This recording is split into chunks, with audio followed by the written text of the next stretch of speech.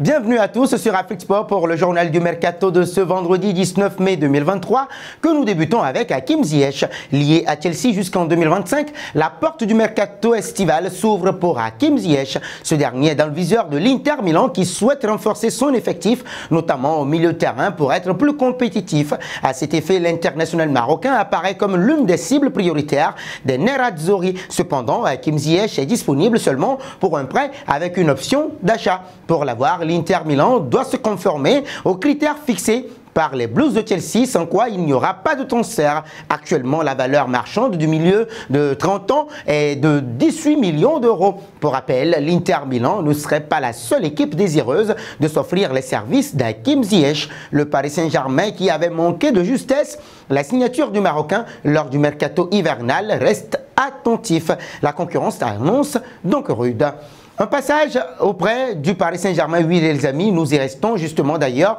Eh bien oui, le Paris Saint-Germain vise également Victor Osimhen. Pour cette opération estivale, le Paris Saint-Germain n'est pas prêt à verser les 160 millions d'euros demandés par Naples. Néanmoins, il compte passer à la table de négociation pour revoir à la baisse le montant réclamé pour Victor Osimhen. À en croire TC Sports, les Parisiens ont un budget de 100 millions d'euros, pas plus. Il s'agit d'une limite financière fixée pour tout attaquant qui sera signé cet été. Autrement dit, cette somme définie ne concerne pas seulement Victor Osimhen. D'après la source susmentionnée, Harry Kane et Kolo Muani sont également ciblés par le Paris Saint-Germain. Mais le natif de Lagos est en tête de liste pour le poste de numéro 9. Si la piste menant à lui échoue, le club francilien prévoit de tourner son regard vers l'attaquant anglais de Tottenham. D'après des sources en Angleterre, des rencontres auraient déjà eu lieu entre le Paris Saint-Germain et les Spurs de Tottenham pour anticiper les choses, car il est peu probable de voir Naples accepter les 100 millions d'euros pour Victor Osimhen. Nous voici arrivés à l'instant quiz avec 3 indices pour connaître notre joueur mystère du jour. Premier indice, je suis un attaquant de 31 ans. Deuxième indice, je joue en Ligue 1 française où j'ai débuté en 2010. Troisième indice enfin, de 2017 à 2022, j'étais un gunner. Qui suis-je? Vos réponses sont attendues en commentaire. Nos félicitations à tous ceux qui ont répondu. Bernardo Silva, lors du dernier journal du Mercato. C'était le joueur à trouver puisqu'il est un attaquant de 28 ans qui joue en Angleterre depuis 2017. Il a été déjà à Monaco et au Benfica Lisbonne. Un bon en Espagne, il ne fait aucun doute que Abdesamad Ezzalzouli réalise une énorme saison avec Osasuna. Auteur de 6 buts et 2 passes décisives en 31 matchs, toutes compétitions confondues, le Marocain de 21 ans attire les convoitises de bons clubs.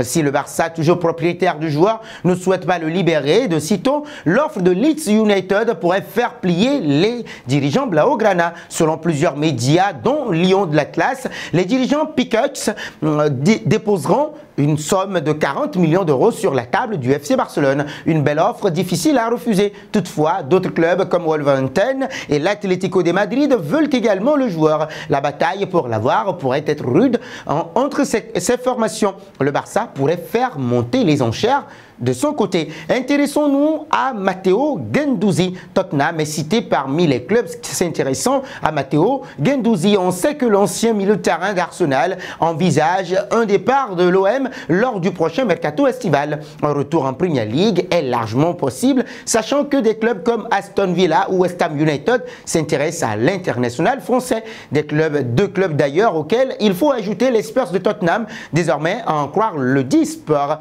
Selon le média français, les dirigeants de Tottenham ne voient pas d'inconvénient à recruter Matteo Guendouzi passé par Arsenal. Les deux clubs du nord de Londres sont des rivaux locaux et il est rare de voir un ancien joueur d'un de ces deux clubs-là justement jouer dans l'autre. Mais le milieu de terrain de l'OM a quitté l'Arsenal en raison d'une brouille avec le manager alors entrant, Mikel Arteta. Il reste toutefois à connaître la position du joueur sur ce sujet du jour brûlant entre supporters des deux clubs londoniens. Le chiffre de 40 millions d'euros est cité comme probable chiffre d'un transfert vers la Premier League.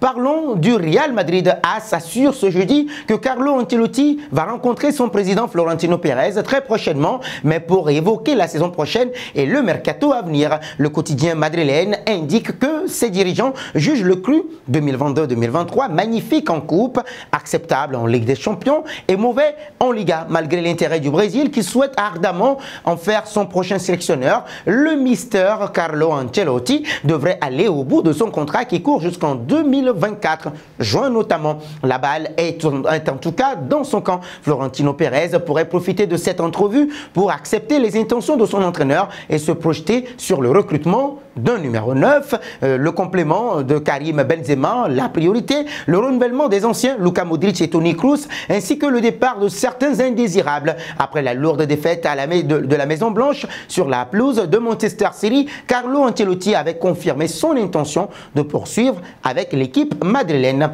Terminons en Allemagne. Pour la saison prochaine, le Bayern Munich devra se chercher un attaquant de pointe de classe mondiale. Depuis le départ de Robert Lewandowski, ce poste ne donne plus entièrement satisfaction malgré les fulgurances d'Eric Maxim Choupo-Moting. L'une des cibles est Randal Colomwani. Il peut certainement jouer en tant que numéro 9. Je suis convaincu que si le Bayern l'avait cette saison, il aurait obtenu quelques points de plus. Je pense qu'il est très bon. Il a prouvé en Bundesliga et a bien fait à la Coupe du Monde. C'est un joueur d'une qualité absolue, avance Michael Reschke, dont les propos ont été relayés par Keria, c'est donc à Eric Maxime Choupo-Moting d'élever le ton. Et s'il arrive, il va être second dans la hiérarchie des attaquants. Il pourra retrouver son couloir gauche, Sadio Mané justement. On parle de Sadio Mané qui pourrait, le Sénégalais là, au-delà de sa blessure, qui a freiné son adaptation en Allemagne et ses problèmes extrasportifs, retrouver également ses lettres de noblesse si Randal Colomwani débarquait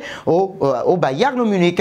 Et donc il a été placé, Sadio Mané justement, à un poste où il n'excelle pas vraiment. Et ben oui, la prédilection justement est d'aborder de la meilleure des manières la saison prochaine. Et il compte bien évidemment, Sadio Mané, rester en Allemagne. Eh bien oui les amis, nous arrivons au terme de cette édition que nous bouclons avec la question du jour. Pensez-vous que le fait pour le Bayern Munich d'avoir Sadio Mané la saison prochaine soit une bonne idée? Vos réactions seront très attendues en commentaire. Mais en attendant, n'hésitez surtout pas de vous abonner sur Afrique Sport et d'actionner la cloche de notification pour ne rien manquer du football continental et international.